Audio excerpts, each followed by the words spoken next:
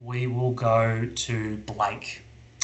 Blake is a spatial analyst at the Applied Agricultural Remote Sensing Centre, and that is with a university, the University of New England. He's based in Brisbane. I know all this because Blake used to work at ASA. He was one of our first ASA employees. We employed him in January 2021. So we call him an alumni because he worked here and then he was supported to work at another organisation. It's great to have you, Blake. Thank you for sparing your time. Over to you, mate. Good morning, everyone.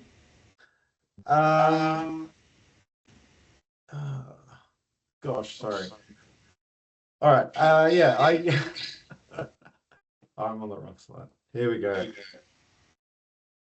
So I got an my background is that I got an accounting degree after trying a few different degrees right after high school.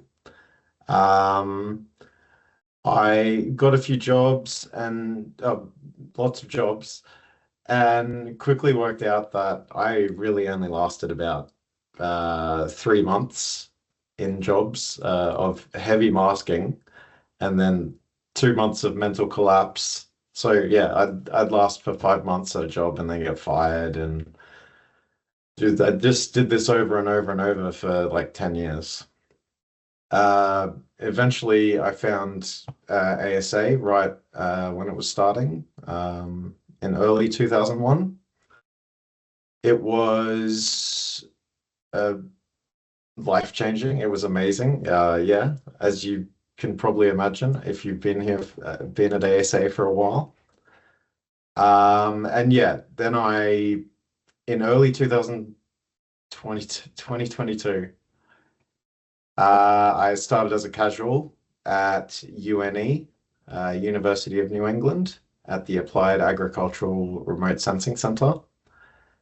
And yeah, now I'm on a multi-year contract working there. Next slide, please. The reasons I transitioned, Sam reminded me, this is why it's not on the slide, that she probably told me there would be more money, and that probably grabbed my interest. But overall, I was, yeah, obviously very attached to ASA as, yeah, I'm sure many of you recognize how safe you feel there. But I thought if I did a good job, I could potentially open doors for other people at ASA. And even if there hasn't really been the opportunity for any more people where I am to hire any more people from ASA where I'm working, hopefully just giving this talk is some encouragement that it is possible to, yeah, move on and find post-ASA employment. I also thought it would be a little bit silly to pass up the opportunity to focus on a new employment path, GIS, spatial analyst, that I just didn't know existed before. And yeah, ASA had given me that opportunity and sort of opened my eyes to this whole new career path. And yeah, there's heaps of GIS opportunities, I'll tell you now. Yeah, grab them if you can. And yeah, honestly, I thought I'm pretty sure ASA will have me back if it didn't work out. So I'm not sure I said that, but that was always in the back of my head that I was pretty sure Sam would have me back. Yeah, next slide, please. So, yeah, how I transitioned. I really learned at ASA that there was bosses, there were leaders that could be supportive. I'm sure each of you has maybe connected with some. I'm not sure how many leaders or managers are there now, but I'm sure each of you have connected with someone. And yeah, there's potential that there's good bosses in other workplaces. That's what I've learned. My current boss, I can really respect him. Um, and I can see he's willing to put the effort in and see the value in working with me, even if I'm a bit of a pain sometimes. Um, and I had to learn to trust him and be open with him about what I'm struggling with. Um, and yeah, I'm still it's an ongoing thing. But I guess it's in a yeah, I'm still learning. I'm still learning. Yeah, I definitely made Sam keep me on the books for almost a year. Just I don't want to be not employed at ASA. I don't work there anymore, but I'm still employed. Um, and I think it was seriously almost a year before I let her know that okay, it's okay. And yeah, for I'm not sure how long. It wasn't very long, honestly. Maybe 2 months or something. One day a week, I'd pop into ASA with my laptop from UNE and just do my UNE work at ASA and walk around and say hello to my ASA friends, and just get in all your way. And yeah, that's what I did. Um, it was really helpful. Thank you. Next slide, please.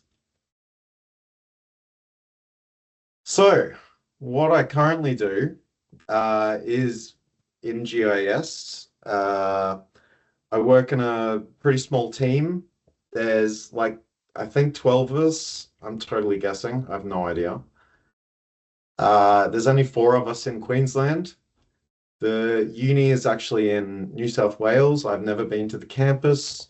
I think there's four people there, plus four PhD students, three or four PhD students. And the big boss lives on an island somewhere. I don't know. I don't know. So we're all just around, and I work from the office half the week. I'm home half the week. I'm home now. We focus on mapping horticulture, and we use those maps to do research. So generally, the PhD students do that, or I work with one of my colleagues in the Queensland office, does a lot of deep learning and things like that. So once we've mapped something, he'll work out how to predict stuff. I don't know. That's not my area. And that adds value to the map. And we can then package the map as a product and really sell government or industry on the products and basically try and get more funding from government or funding from industry or some complicated version of that so that we can keep getting paid and keep making more maps. Um, so I started purely mapping, like I looked across the whole of Australia and mapped every single greenhouse in Australia. That's basically what I did my first year. Um, so greenhouses, glass houses, netting, everything. I've seen it all. I've mapped it all. Uh, but we also have maps for avocado, banana, citrus, macadamia, mango, olive, truffles. We've got all that mapped. There's actually public, with the QR code there, you can go and find that map. I was in a meeting just before this. I found out we just signed up cherries, lychees, and stone fruit, so they'll be on the map soon, probably in a year when we map it. Um, yeah, right now I've moved on from the mapping. I'm actually building and maintaining apps that we provide to, for instance, citrus, avocado, macadamia industries, so that the employees at the industry can actually add extra detail into the map, grower detail, variety detail. Are there oranges, mandarins, lemons? What's growing in that citrus orchard that we've mapped? they keep their extra detailed map private, and they can use that to inform their path forward within the industry, inform their growers what's working, what's not, really help out the industry as a whole while keeping the details private. So if you've ever worked on AgriFarm, I'm not sure if that's a thing that you still do. The app that AgriFarm you would using in AgriFarm, I build apps something like that and give that to industry so that they have an interface to edit maps with. Yeah, so I straight up I scope out the whole situation of the industry, build up a database, build up a map, build the apps, dream up ways to help them with biosecurity, yield predictions. Is there an emergency? How do you contact everyone? That sort of stuff. What do I like? There are no customers except for, just the industry, but that's easy. There's no factory. It's wonderful. I'm always learning. The tasks are always super, super varied. I'm always building and applying logic. And yeah, my point of view is respected, I feel. Not always listened to, not always, but it's respected. One thing I've really noticed, my colleagues are actually like really nice people. And I was thinking it's kind of like the blue collar, white collar difference. They're different people too.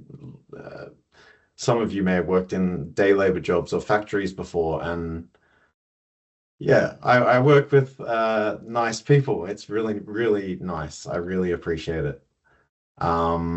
They're really intelligent, respectful, and kind. And yeah, I guess also what I really like is that I'm still able to learn, in the sense that I'm still able to learn communication skills and grow in that sense. Still not perfect, still not perfect. I'm not perfect.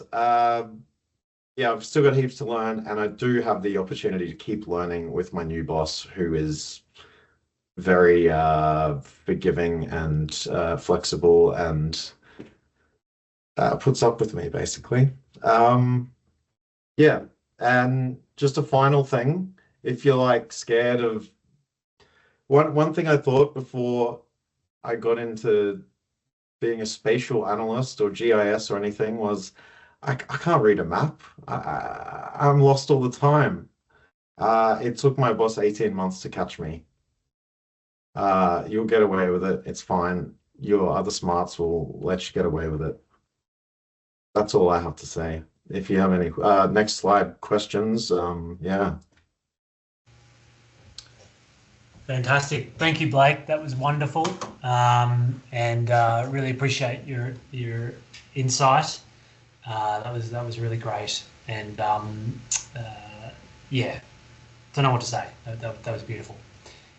Are there any questions online for anything that Blake or I've mentioned about these transitions or about his role in general? Sam, are you on it? Yeah, Jeff, we have one specifically for Blake, so mindful of the time, we'll start there. Hi, Blake, good to see you.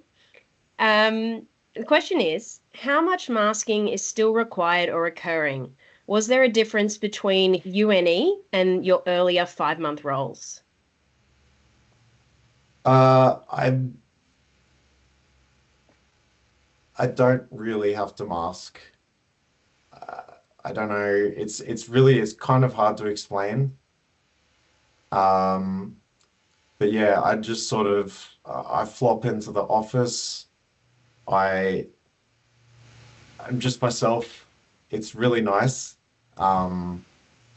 It's hard to explain, but I just sort of stumble into the office and have all my foibles. I have all my issues and can't talk. I repeat myself. I can't. I repeat stories. I talk weird. I can't talk. It's all fine. It's all fine. It's really, really nice. Yeah. Awesome. So, question for Blake is, how did you manage mental health challenges during your new employment? I'm guessing that's at UNE for that question.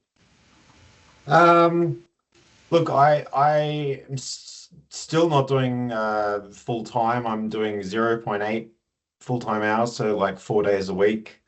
So I'm allowing myself a day to freely go to psychologists, freely do doctor's visits, do what I need to do on that day. A big part is learning to just be open with my new boss in the same way that you probably have to learn to speak up to Sam or whoever's sort of in that role now, whoever's your direct manager now. Yeah, I think it's being open. And I think maybe that's the struggle for a lot of people. You just have to say, look, I'm really struggling. Yeah, it's hard to do now, but that's one thing you got to learn, I guess. Awesome. Thank you, Blake, and appreciate you being open and honest about your journey before ASA and even now. Blake, if you're open to it, if people have questions following, could we send them through to you? Yeah, please Yeah. do. Please do. Awesome. I'm really, really keen to encourage anyone, any doubts, like ASA probably have you back, so it'll be cool, go for it.